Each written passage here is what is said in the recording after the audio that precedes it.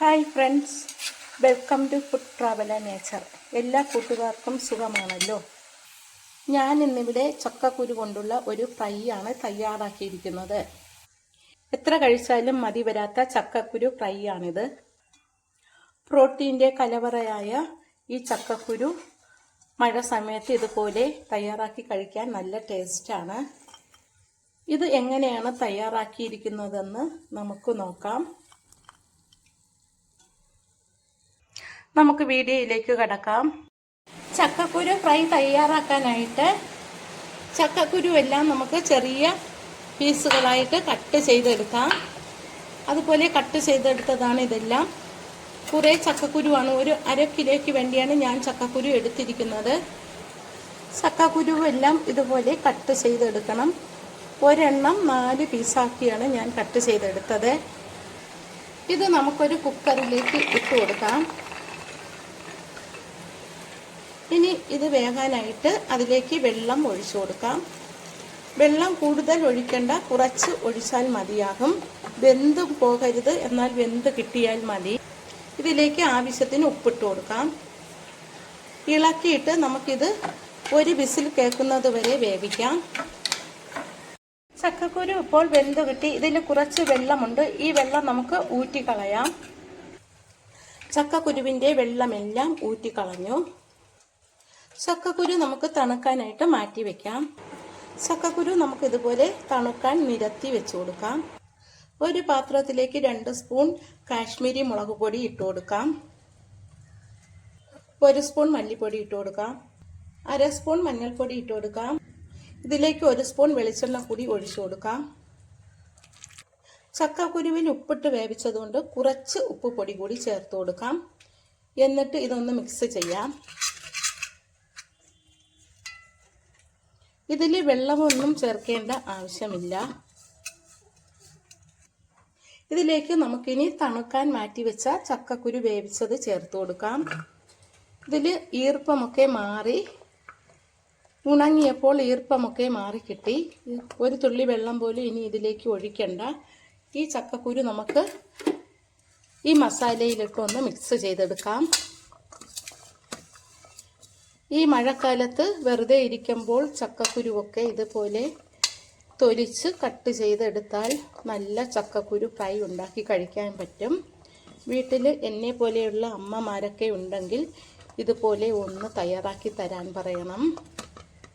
ഇപ്പോൾ ഇത് നന്നായിട്ട് മിക്സായി. ഇനി ഒരു മിക്സിയുടെ ജാറിലേക്ക് 3-4 പച്ചമുളക് ഇട്ട് കൊടുക്കാം. 1 സ്പൂൺ പെരിഞ്ജീരകം അതിലേക്ക് ഇട്ട് കൊടുക്കാം. 10-12 അല്ലി വെളുത്തുള്ളി കൂടി അതിലേക്ക് ഇട്ടിട്ട് ഇതൊന്ന് ചതച്ചെടുക്കാം. ഇതിലേക്ക് ഇനി 1/2 സ്പൂൺ കായപ്പൊടി ഇട്ട് കൊടുക്കാം. എന്നിട്ട് നമുക്ക് അതിലേക്ക് ഇപ്പോൾ ചതച്ച വെളുത്തുള്ളിയും പച്ചമുളകും പെരിഞ്ജീരകവും ചേർത്ത് കൊടുക്കാം. അതും കൂടി നമുക്കൊന്ന് മിക്സ് ചെയ്ത് കൊടുക്കാം. ഇതുപോലെ നന്നായിട്ടൊന്ന് എല്ലാ ഭാഗത്തും മിക്സ് ചെയ്ത് കൊടുക്കാം. ഇപ്പോൾ അത് മിക്സായി. ഇതിലേക്ക് ഇനി 2.5 സ്പൂൺ കടലമാവ് ചേർത്ത് കൊടുക്കാം.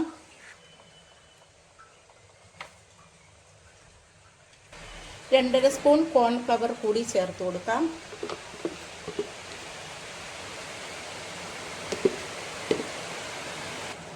ഉപ്പ് വേണമെങ്കിൽ മാത്രമേ ചേർക്കാവൂ. കുറച്ച് ഉപ്പ് കൂടി ചേർത്ത് കൊടുക്കാം. കൂടി പോകരുത് ഉപ്പ്. ഇനി ഇത് നമുക്ക് എല്ലാം കൂടി ഒന്ന് യോജിപ്പിച്ച് കൊടുക്കാം.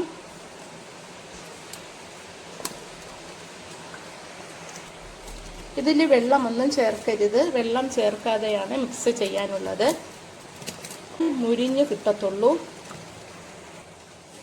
ഇപ്പോൾ നന്നായിട്ട് എല്ലാ ഭാഗത്തും പുരട്ടിയെടുത്തു. നന്നായിട്ട് എല്ലാ ഭാഗവും കിട്ടി. ഇനി ഒരു ഇരുമ്പ് ചട്ടി അടുപ്പിൽ വെച്ച് എണ്ണ ഒഴിച്ചു കൊടുക്കാം. ഒരു ഇരുമ്പ് ചട്ടിയിലേക്ക് വെളിച്ചെണ്ണ ഒഴിച്ചു കൊടുക്കാം.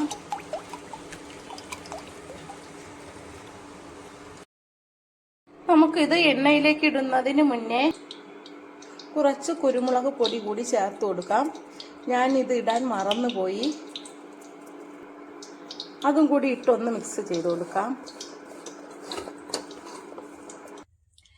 വെളിച്ചെണ്ണ ചൂടായി അതിലേക്ക് കുറച്ച് വെളുത്തുള്ളി ചതച്ചതിട്ട് കൊടുക്കാം. 3-4 കൊത്ത് കറിവേപ്പില കൂടി ചേർത്ത് കൊടുക്കാം. എന്നിട്ട് നമുക്കത് കോരി മാറ്റി വെക്കാം. ഇനി നമുക്ക് എണ്ണയിലേക്ക് പുരട്ടി വെച്ചിരിക്കുന്ന ചക്കക്കുരു ഇട്ട് കൊടുക്കാം. ഒട്ടിപ്പിടിക്കാതെ ഇട്ട് കൊടുക്കണം. കുറേശ്ശെ ഇട്ട് കൊടുത്താൽ മതിയാകും. ചെറു തീയിലാണ് ഇത് വേവിച്ചെടുക്കാനുള്ളത്. എണ്ണ നന്നായി തിളച്ചു. നമുക്കിതിലേക്ക് ഒട്ടിപ്പിടിക്കാതെ ഇതുപോലെ ആക്കി ഇട്ട് കൊടുത്താൽ മതിയാകും.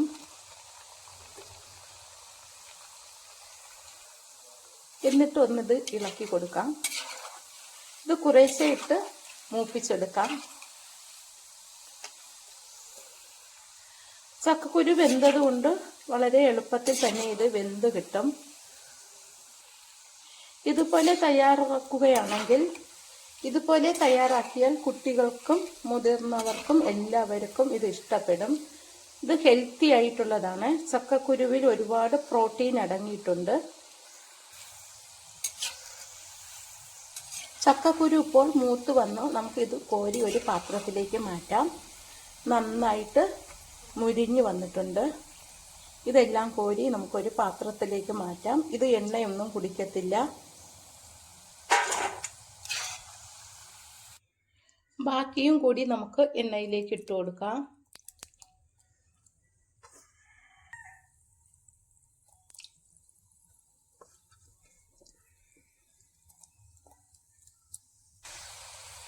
അടുത്തതും ഒരു പാത്രത്തിലേക്ക് നമുക്ക് കോരി മാറ്റാം.